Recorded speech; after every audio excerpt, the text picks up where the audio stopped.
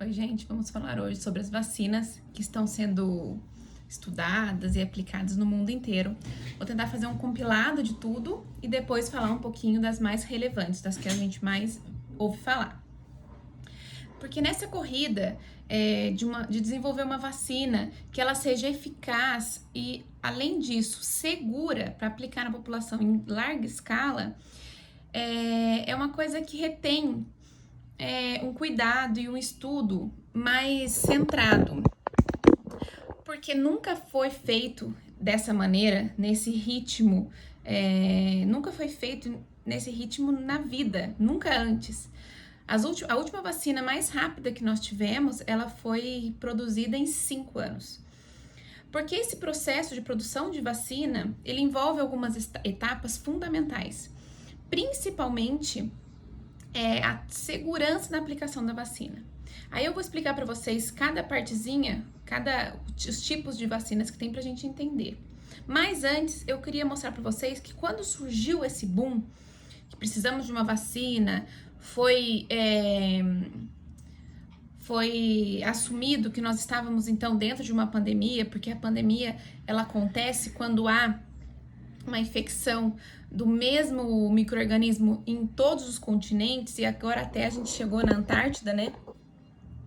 Na primeira fase, então, haviam 44 vacinas em testagens, na primeira fase. Mas antes disso, quando surgiu a ideia de produção de vacina, começaram-se a produzir 200 vacinas no mundo inteiro.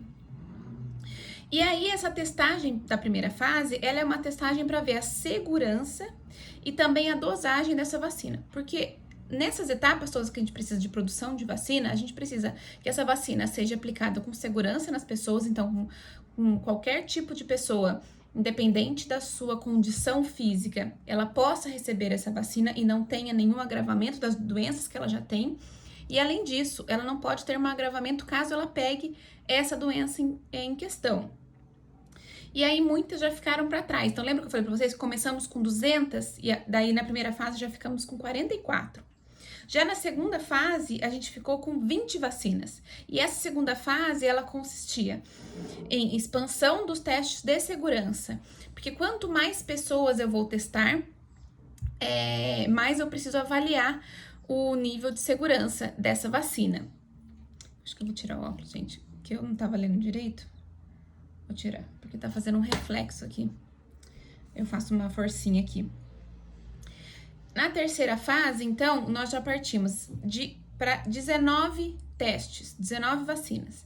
Sendo que nessa fase a gente testa a eficácia em larga escala. Porque ela tem uma segurança e uma eficácia num grupo, por exemplo, de 2.000 pessoas, se a gente comparar com a população global, é muito pequeno. A gente precisa avaliar essa vacina em um grande número de continentes, porque cada continente tem uma especificidade. Então, por exemplo, se eu for aplicar essa vacina, por exemplo, na Antártida, será que eu consigo transportar e ter uma segurança nas pessoas que moram lá? Que eles não têm muita exposição ao sol. Além disso, lá a temperatura é muito diferente daqui. Ou numa população, por exemplo, que vive na área ribeira de algum rio. Será que ela não tem alguma particularidade que possa interferir nesse processo da vacina, da aplicação, do transporte, da segurança? E aí nós fomos, então, diminuindo esses números. Normalmente, gente, a gente começa, então, com as 200, né? Que a gente fala, então, de 100% das vacinas em produção. E a gente descarta 95%, mais ou menos, mais do que 95%. Aí vão paralisando nesses degraus, nessas fases da vacina. Aí dessas, nós tivemos 5 que foram aprovadas para uso limitado e emergencial. O que significa isso? Que elas só podem ser utilizadas enquanto estiver instaurada a pandemia. Se ela muda de classificação, por exemplo, de epidemia ou para endemia, aí você muda essa autorização, ela não é mais válida, só enquanto estiver em estado de emergência. Daí nós temos também 3 aprovados para uso completo, então aquelas que passaram por todas as regulações e tiveram o seu uso totalmente liberado, então mesmo depois da pandemia essa vacina vai poder continuar sendo produzida. E uma foi abandonada nessas fases de testes clínicos, que é daquela terceira fase, já abandonada.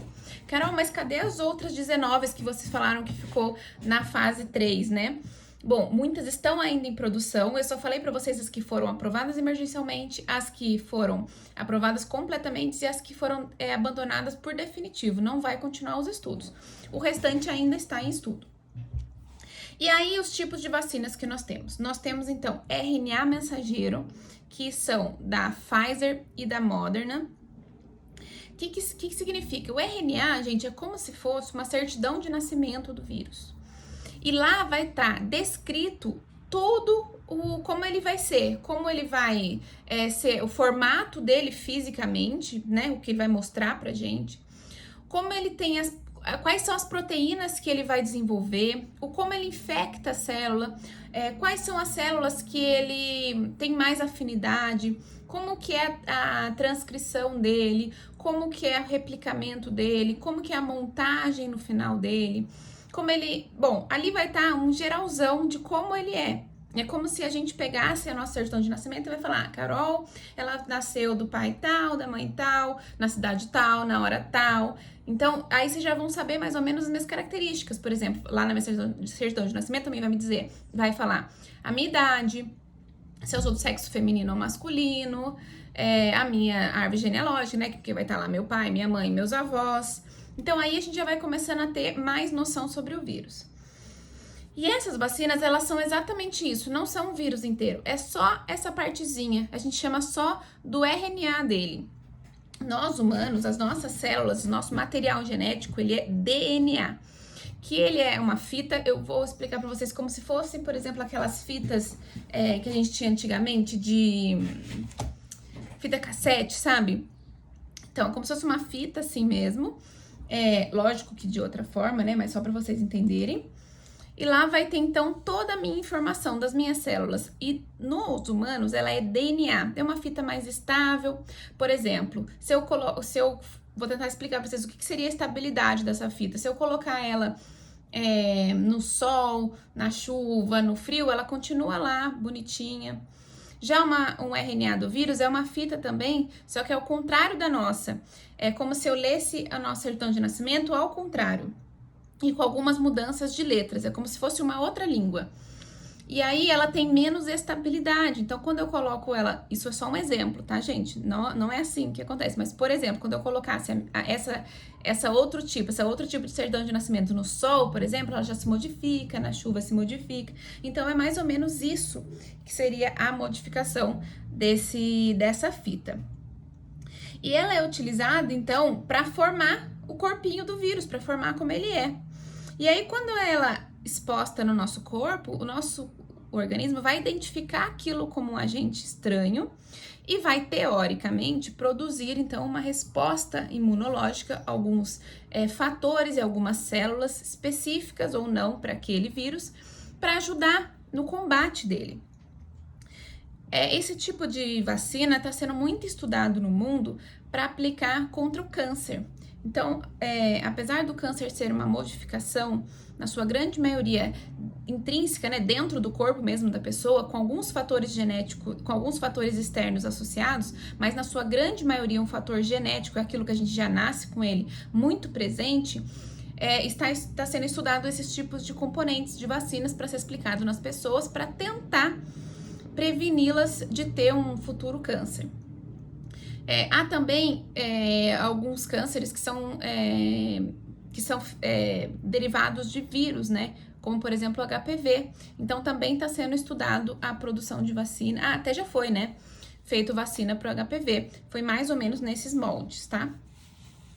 E aí nós temos, então, um adenovírus. O que significa uma vacina de adenovírus? É quando eu pego um vírus, que o tipo dele é adenovírus, que é normalmente um vírus da gripe, por exemplo. Eu pego ele, nesses casos dessas vacinas, eles pegaram um vírus que dá em macaco e não dá em humano, para que o nosso corpo já identifique rápido como um agente totalmente agressor e não fique ali entendendo que ele seja um vírus não muito letal, para que ele tome um baque, assim, é como se do nada a gente tem a polícia normal da rua, né? Que passa normal. E de repente, às vezes acontece do BOP, ou sei lá, qualquer outra polícia resolver passar por aqui. Eu vou logo identificar aquele carro como um carro estranho e já vou ficar alerta, né? Alguma coisa está acontecendo. Então, é nesse caso que eles pegaram, então, um vírus de macaco.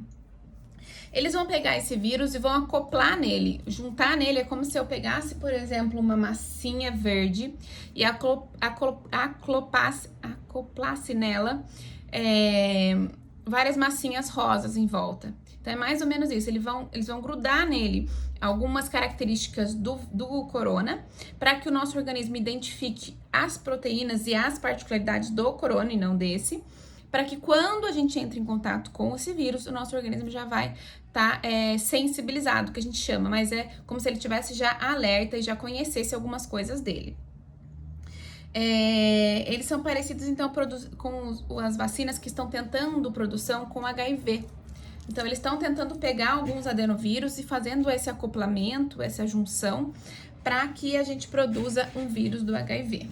Ai, minhas costas estão um pouco doendo. Aí, nós temos, então, o vírus inativado. Desses do adenovírus, gente, nós temos a indústria da vacina Sputnik, a Oxford, que é a AstraZeneca, né? AstraZeneca, a Convidência e a Johnson, da Johnson & Johnson, sabe? Aí, pulando para o próximo. Então, terceiro, nós já falamos de RNA, vacina de RNA, nós já falamos de vacina de adenovírus e agora nós vamos de vírus inativado. Em relação a vírus, quando a gente vai produzir uma vacina em que a gente acopla na vacina uma parte ou um vírus real, nós temos, então, vírus inativado, quando a gente pega aquele vírus e inativa, como se eu tirasse tudo que tem dentro dele, jogasse fora, como se eu pegasse um policial um bandido e tirasse todo, por exemplo, o sangue dele, deixasse só aquele zumbi, praticamente isso é um vírus zumbi, ele não consegue fazer nada. Introduzo, então, no corpo das pessoas e daí ele vai identificar aquilo e vai produzir uma resposta. Nós temos também, daí nesse caso, quando o vírus é inativado, essa resposta nem sempre ela é muito eficaz, nem sempre ela vai produzir uma imunidade tão boa. E também o período em que que seu organismo fica imune, também ele é um pouco menor, porque o seu organismo identifica que aquilo não está causando tanta doença, que ele não é tão bom assim. Então, ele não vai produzir uma resposta imune tão em larga escala. Porque a gente tem que pensar que o nosso corpo não produz nada em excesso. Ele só produz na necessidade que a gente tem e na quantidade que a gente precisa. E aí, nós temos, então, um outro vírus, que é uma outra vacina, que é do vírus. Nós temos, então, esse aqui inativado. Nós temos um atenuado, então é um vírus que ele não morreu completamente, ele ainda tá vivinho ali, mas como se eu pegasse um bandido e desse uma paulada na cabeça dele, e daí ele sai meio tonto, é basicamente isso. Esse já produz uma resposta melhor, num tempo maior. Acontece que mulheres que estão grávidas, amamentando, ou pessoas que têm problemas imunológicos, são imunossuprimidos, por exemplo, estão fazendo tratamento contra um câncer, ou alguma doença autoimune, ou estão, por exemplo, ou tem HIV positivo, qualquer pessoa que tiver com problema na sua imunidade não pode tomar, porque daí esse vírus pode crescer e ficar forte de novo com os nutrientes que nós temos no nosso corpo e daí sim causar doença. Esse então esse que a gente tem do corona, que está nessa linha de produção, ele é o vírus inativado. O vírus inativado, ele não produz doença, mas a resposta dele é um pouco menor. É da Sinoplan, Pequim, e da Sinovac, aquela que a gente chama de Coronavac, que é da China, que é com Butantan, sabe? Essa, é um vírus inativado. Esse tipo de vacina também é muito utilizado para poliomielite. Eu tô sempre olhando aqui, gente, porque é meu estudo, tá? Para poliomielite, a gente utiliza esse tipo de vacina. Para hepatite A, a gripe que a gente vacina anualmente, que o vírus ele é sazonal, né? Que dependendo da época do ano, ele tem um boom de crescimento, ele também tem uma alta mutação, é da gripe. E também a da raiva, a gente utiliza essa tecnologia. Aí o próximo e o último é a partícula viral. Quando eu pego aquele vírus, então, por exemplo, eu peguei um bandido lá e cortei ele em vários pedacinhos. Então, ele tá morto, não tem como ele reviver mais, ele tá, por exemplo, um braço de um lado, perna de outro. E eu pego, por exemplo, um braço ou uma perna, que no caso do vírus é uma proteína, e coloco dentro de uma vacina. Porque assim, o nosso organismo, então, vai identificar e vai produzir também uma resposta imunológica sobre ele. Ele, então, é um vírus particulado e não tem risco de você pegar doença, porque ele é só um pedacinho do vírus, ele não é o vírus completo. Então, ele precisa das outras partes para ele poder causar doença, poder replicar. Ele só tem uma partezinha. As empresas que estão trabalhando com isso é o Instituto Vector e a Novavax. São as duas indústrias.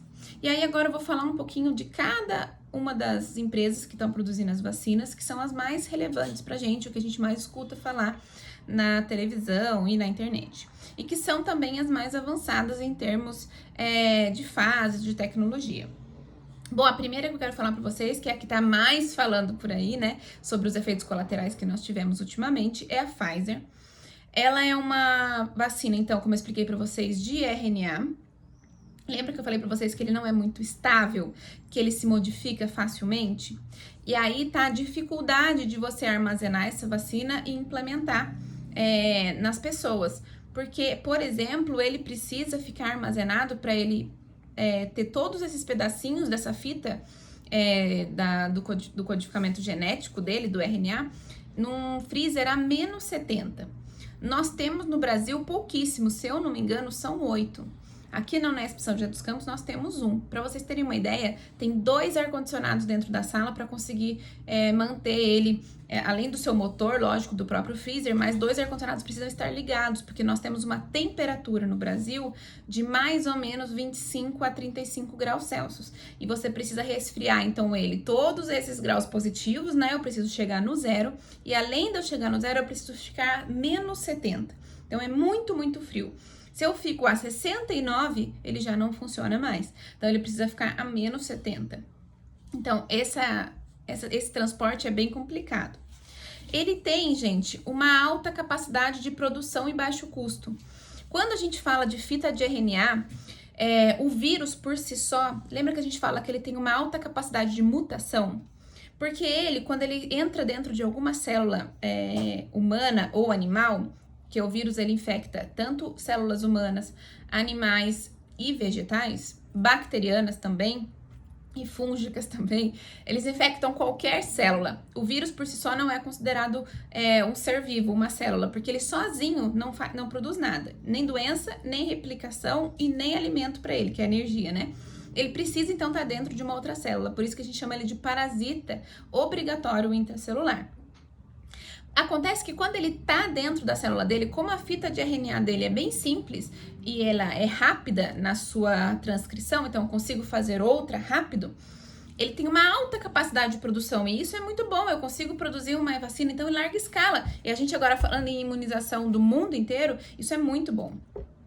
E ele tem um baixo custo para acontecer isso, na sua capacidade de produção. Mas ele precisa ter alguns componentes para que ele fique estável, porque qualquer coisa ele se destabiliza. É como se, vou tentar explicar isso para vocês, como se eu pegasse, por exemplo, um plástico e uma folha de papel e deixasse as duas na janela aqui com a janela aberta. Com o tempo elas vão se degradando, mas qual vocês acham que degrada primeiro? Que ela já começa a decomposição? O papel. Então, é como se eu pegasse uma fita de DNA nossa, por exemplo, ou um vírus de DNA, que seria o plástico, então ele é mais estável a qualquer interferência externa, e uma fita de RNA, que seria, por exemplo, o papel. Nesse caso, então, da vacina da Pfizer, eles estão fazendo o teste com 2 doses, sendo um intervalo de 3 semanas para cada dose. A sua eficácia, então, ela é mais ou menos 95%, então é muito bom isso, o seu organismo consegue identificar aquele RNA e consegue produzir uma imunidade boa. Nós temos 2 imunidades quando a gente quando a gente se contamina com o Covid, a primeira, que ela é generalizada, que é uma específica que o nosso corpo tem para qualquer tipo de vírus, e depois uma outra, que ela é uma imunidade específica para aquele vírus, e daí é diferente de outros vírus. Então, ela tem uma eficácia boa. Ela foi, então, aprovada já no Canadá, e aí tem um outro país aqui que eu não sei pronunciar direito, mas eu acho que é assim, ó, Bahrein e na Arábia Saudita. E temos a aprovação do uso emergencial dos Estados Unidos e mais 8 países. Depois nós temos, então, a Sputnik, que ele é um adenovírus. Lembra que eu falei para vocês? Eles pegam um vírus que é do tipo adenovírus, que depois num outro vídeo eu explico para vocês, mas é um vírus diferente. Esse, no caso, é um vírus que normalmente infectam macacos e não humanos, e aí acoplam nele características do vírus que a gente quer ser imunizado, que, por exemplo, no nosso caso, é o Covid-19. E aí, nesse caso, vão ser dados 2 doses com intervalo de 3 semanas. O armazenamento dele é um pouco melhor, é menos 20 graus Celsius, mas mesmo assim, olhem o freezer de vocês para ver quanto ele chega. Então, a gente precisa também de uma produção de freezer aí espalhado pelo mundo, né? Ainda mais países muito quentes. Países mais frios é mais tranquilo. A sua eficácia é muito boa também, é de 91,4%. E ela tá com liberação de uso emergencial somente na Rússia. E não é uma liberação completa, tá? É somente de uso emergencial. Aí nós temos a vacina da Oxford, que ele é também um adenovírus igual da Sputnik. Então, é um outro vírus que, nesse caso, infecta macacos. E aí, a gente coloca nele algumas características do corona. E aí, são 2 doses aplicadas com intervalo de 4 semanas. O armazenamento dele é melhor, é de 4 graus Celsius. E ele pode ser armazenado por até 6 meses. Então, essas outras variantes, a gente começa a sempre pegar, sabe? Porque daí a gente vai ter que ter uma produção de 6 em 6 meses. A eficácia, então, é de 90%, é boa. E ele não tem nenhum lugar aprovado ainda. Aí nós temos a vacina da Johnson & Johnson, que também é um adenovírus, iguais aos outros. Ela é uma vacina de dose única, ela não tem eficácia ainda comprovada, não significa que não estão sendo feitos estudos e que já não há resultados. É que ainda esses resultados não foram publicados em revistas científicas, comprovados e paraná. Se você já tiver alguma publicação dessa, vocês me avisam. Aí nós temos também, eu acho que eu não falei, o armazenamento dele também é de 4 graus Celsius por 2 meses, ou 20 graus Celsius por 4 anos. Olha que bom, pra gente brasileiro isso é muito bom, sendo que a nossa temperatura média no Brasil é mais ou menos 20 graus Celsius, né? E ele também tá sendo aguardado a sua liberação. Aí nós entramos na última que eu queria falar pra vocês, que é a Sinovac, que é da Coronavac, que é a vacina mesma do Butantan. Então, ele é um vírus atenuado, né? Na verdade, ele é um vírus inativado, eu acho. Não é um vírus atenuado, gente. É um vírus inativado. Ele não produz efeito, assim, o vírus não tem como ele causa doença, né, no seu corpo, porque ele tá completamente inativado, igual um zumbizinho só. Acontece que, como eu expliquei pra vocês, a resposta imune, então, não é tão boa, ela não tem uma escala tão boa, e o seu tempo de imunidade, o quanto de tempo a gente fica imune após a primeira aplicação, também não é muito boa quando é um vírus inativado. Serão 2 doses também, com um intervalo de 2 semanas. Vocês percebem que nessa o intervalo é um pouquinho menor, então vamos raciocinar. Por que será que o intervalo é menor? Porque daí o seu organismo vai produzir uma super reação, entende? Então, eu tive uma primeira infecção e logo depois de 2 semanas, uma segunda infecção. O organismo seu tá pensando que é infecção, ele não sabe que é vacina. E aí, ele vai produzir, então, uma resposta imune mais exacerbada da segunda vez, para que você tenha já os anticorpos adequados. O armazenamento dele também é bom, é de 4 graus Celsius, a sua eficácia é de mais ou menos 50%. Os estudos que iam ser publicados aqui do Brasil foram adiados, mas eu acredito que seja mais ou menos nessa faixa mesmo, porque é o que os outros estudos dos outros países mostram. Porque não dá, gente, para um estudo ser feito num país e ele tem um resultado e outro país outro resultado. Ele tem que ser um estudo replicável para qualquer país. Até porque, no nosso caso, por exemplo, o Brasil é um país continental. Nós temos uma média de temperatura de 20 graus Celsius. Acontece que se eu fizer uma média de temperatura só do Nordeste, ela é mais ou menos 35 graus Celsius. Se eu fizer mais do Sul, ela cai bastante. Então, essa vacina, para ser produzida e aplicada em âmbito nacional, ela precisa ser estável em todas essas temperaturas. E ela só foi liberada para uso emergencial até o momento na China. Um outro ponto que eu queria falar bem para vocês, só pra gente terminar esse vídeo, sei que já tá passando dos 25 minutos, é que, como ele é um vírus de RNA, lembra que eu expliquei para vocês que as vacinas de RNA, elas têm uma estabilidade um pouco menor, porque os vírus são de RNA, ele também tem uma estabilidade menor. Então, os vírus, por eles serem de fita de RNA, como eu expliquei para vocês, eles têm uma estabilidade menor, né? Então, eles, no mundo, sozinho, assim, na superfície, sem nenhuma célula, ele sobrevive pouco. Isso é muito bom pra gente, porque daí ele não fica lá vivo e guardado ali por muito tempo. Só que tem um outro ponto muito ruim. Lembra que eu falei pra vocês que essas vacinas de RNA, elas podem ser produzidas em larga escala, porque essa codificação desse material genético, ele pode ser feito em larga escala? Porque o vírus, por ter uma fita assim, mais fácil de reproduzir, ele também se multiplica muito fácil. Então, a cada segundo, o vírus produz, ou nossas células, ou qualquer outra célula que esteja infectada com ele, produz 1 milhão de cópias de vírus. É como se eu pegasse e cortasse um papelzinho 1 milhão de vezes a cada segundo. Quais vocês acham que é as chances de eu errar nesse corte? Muito grande, né? Vão haver muitos papéis que eu vou cortar errado. Por quê? Porque a repetição num período curto de tempo nos leva ao erro. Se você tem cuidado, tempo para fazer, você consegue mais perfeição. E é por isso que esses vírus, eles têm uma mutação, eles se transformam em vírus diferentes com uma grande facilidade.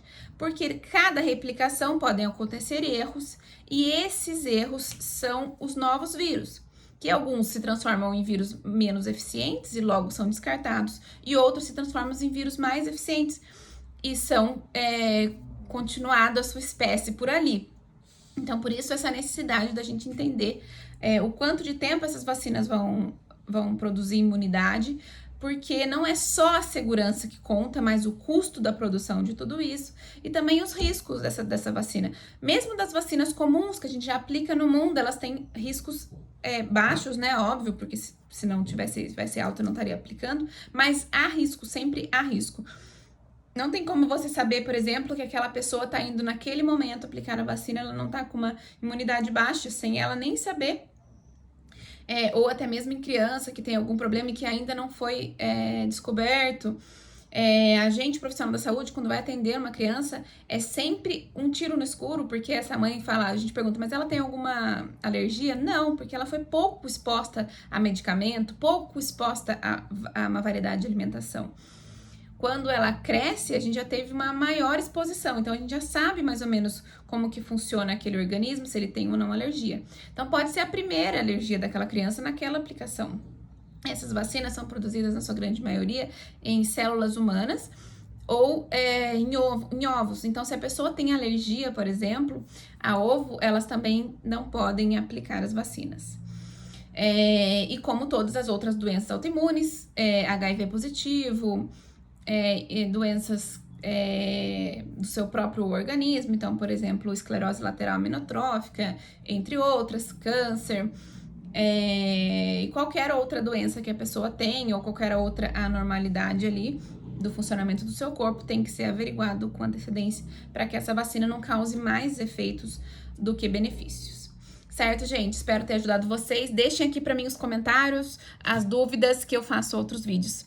Demorei um pouquinho para fazer esse, mas quis fazer um bem explicadinho aqui para que vocês entendam melhor e saibam do que a gente está sendo submetido. Certo, gente? Tchau!